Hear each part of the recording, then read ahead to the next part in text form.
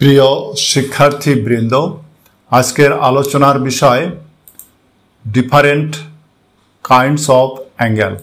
প্রথমে সমকোণ। একটি সরলরেখার উপর আরেকটি সরলরেখা লম্বভাবে দণ্ডায়মান হলে যে 90 ডিগ্রি কোণ উৎপন্ন হয় তাকে সমকোণ বলা হয়। চিত্রে এ বি সি একটি সমকোণ। সূক্ষ্মকোণ। এক সমকোণের চেয়ে ছোট কোণকে সূক্ষ্মকোণ বলা হয়। চিত্রে এ বি সি একটি সূক্ষ্মকোণ। স্থূলকোণ। এক সমকোণের চেয়ে বড় কিন্তু দুই সমকোণের চেয়ে ছোট কোণকে স্থূলকোণ বলা হয়। চিত্রে এ বি সি একটি স্থূলকোণ। দুই সমকোণ বা 180 ডিগ্রি কোণকে সরলকোণ বলা হয়।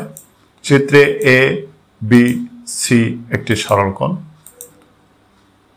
প্রবৃদ্ধকোণ।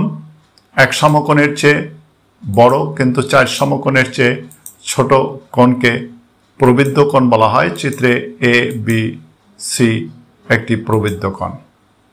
পূরককোণ। দুইটি কোণের পরিমাণ এক সমকোণ বা 90 ডিগ্রি হলে কোণ দুইটির একটিকে অপরটির পূরককোণ বলা হয়। চিত্রে এ ও সি এবং বি ও সি পরস্পর পূরককোণ।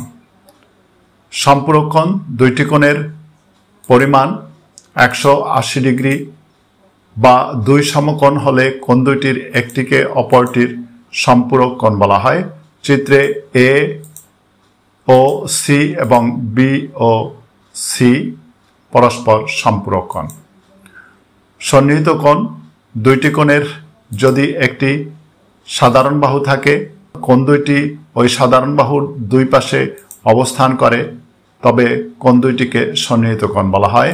চিত্রে এ ও সি এবং বি ও সি পরস্পর সন্নিহিত কোণ। বিপ্রতীপ কোণ। দুইটি সরলরেখা পরস্পর কোনো একটি বিন্দুতে ছেদ করলে ছেদ বিন্দুতে যে 4টি কোণ উৎপন্ন হয় তাদের বিপরীত একটিকে অপরটির বিপ্রতীপ কোণ বলা হয়। ধন্যবাদ সবাইকে।